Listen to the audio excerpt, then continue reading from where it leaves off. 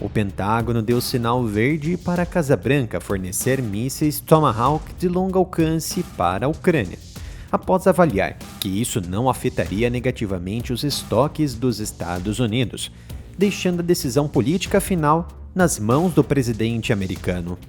Donald Trump então afirmou, durante um almoço de trabalho com o presidente ucraniano Volodymyr Zelensky na Casa Branca, semanas atrás, que preferia não fornecer os mísseis porque não queremos entregar coisas que precisamos para proteger nosso país.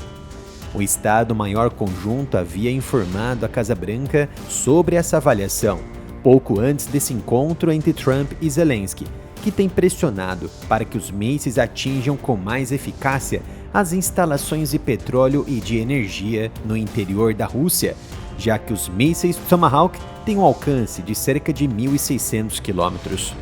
Isso representaria uma grave escalada e um impacto vital na economia de guerra da Rússia.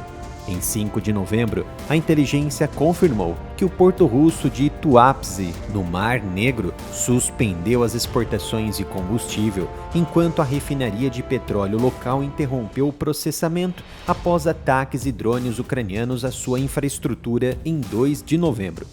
A Ucrânia vem atacando refinarias, depósitos e oleodutos russos há vários meses, enquanto a infraestrutura energética ucraniana também tem sido alvo de ataques russos em uma guerra que se aproxima do seu 4º ano. Tomahawks nas mãos da Ucrânia seria um divisor de águas substancial? Não sabemos, mas colocariam os Estados Unidos como prioridade e à frente da Ucrânia como alvo legítimo de ataque, iniciando uma grande guerra. Esse suposto sinal verde da Casa Branca animou os aliados europeus americanos, que acreditam que os Estados Unidos agora têm menos desculpas para não fornecer os mísseis. Trump também afirmou, poucos dias antes desse encontro com Zelensky, que os Estados Unidos têm muitos mísseis Tomahawk que poderiam potencialmente fornecer. Todas essas avaliações da Casa Branca e de Donald Trump são sinais e pressão para que Vladimir Putin tome medidas vitais que não sejam bombardear a Ucrânia, mas sentar na mesa de negociações e abrir discussão para uma paz com Zelensky. Apesar de Trump ter sido manipulado mais uma vez por Putin, que evitou o envio imediato desses mísseis, Trump não descartou completamente a possibilidade e o governo elaborou planos para fornecê-los rapidamente à Ucrânia, caso Trump dê a ordem. Apesar de não haver qualquer indício público, o Pentágono já preparou a transferência secreta dos mísseis de longo alcance para a Ucrânia, mas não diretamente, e vou explicar com detalhes os motivos e os sinais disso. De acordo com os últimos memorandos e documentos, qualquer envio de equipamentos e armas está sendo feito via canais oficiais como vendas a aliados da OTAN para repasse. Então, Trump tem sido vocal sobre esse tema, usando os mísseis como barganha diplomática. E esses preparativos logísticos, treinamento e manipulação de lançadores e radares, sejam Tomahawks ou outros mísseis, poderiam ocorrer discretamente na Europa, que já opera os sistemas há anos, e assim enviá-los para a Ucrânia. A Europa opera mísseis Tomahawk, mas isso é limitado a poucos países da OTAN, principalmente por meio de suas marinhas, lançados a partir de navios de superfície ou submarinos. O Reino Unido, por sua vez, é o operador mais estabelecido e experiente da OTAN, enquanto os Países Baixos, ou seja, a Holanda, são um caso recente. Outros países europeus, como a Alemanha, estão em negociações para aquisição futura, mas ainda não os operam.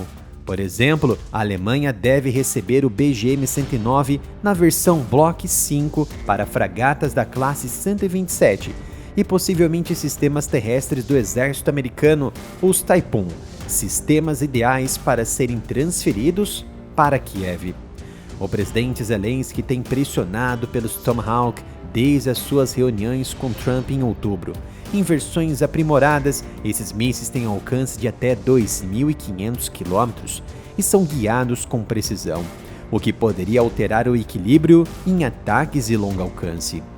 Analistas estimam que centenas de unidades seriam necessárias para um impacto significativo, custando cerca de 2 milhões de dólares cada.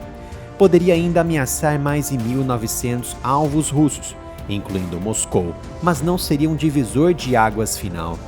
Moscou enxerga o envio como uma escalada grave e nova fase de confronto direto, com avisos de retaliação, incluindo testes nucleares e respostas assimétricas, como o envio de mísseis Caliber para aliados como Venezuela ou Cuba, ou ainda Oreshnik, o novo míssil balístico com capacidade nuclear. O Kremlin argumenta que os mísseis exigiriam operação americana dentro da Ucrânia, aproximando os americanos do conflito. A embaixadora da Ucrânia em Washington, Olga Stefanishina, disse a Bloomberg que as discussões ainda estão em andamento e que a Ucrânia tem muitas delegações trabalhando para ampliar os recursos financeiros disponíveis para assim adquirir mais capacidades militares. Enquanto isso, o presidente Vladimir Putin ordenou o recrutamento de um número recorde de soldados antes do final deste ano, de acordo com o próprio Ministério da Defesa, que declarou: Putin está aumentando o número de russos recrutados para o serviço militar. 135 mil é o número de russos que Putin ordenou que sejam recrutados até o final do ano. Essa medida representa a mais recente tentativa do líder russo de reforçar suas forças armadas em um esforço para obter avanços na linha de frente.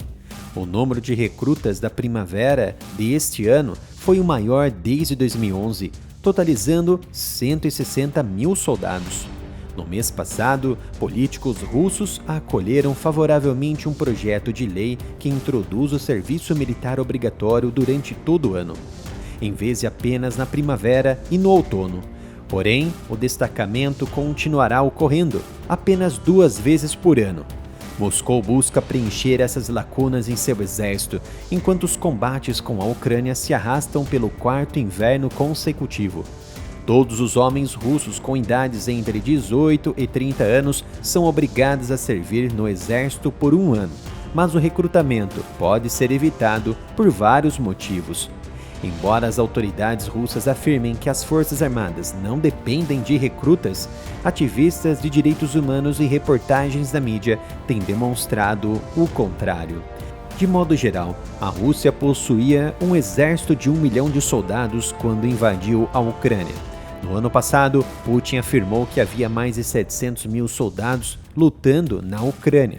Já Kiev afirma ter causado uma baixa em torno de 1 milhão de soldados russos. Sinta-se à vontade em visitar a minha loja de camisetas aqui no site reserva.inc/área militar.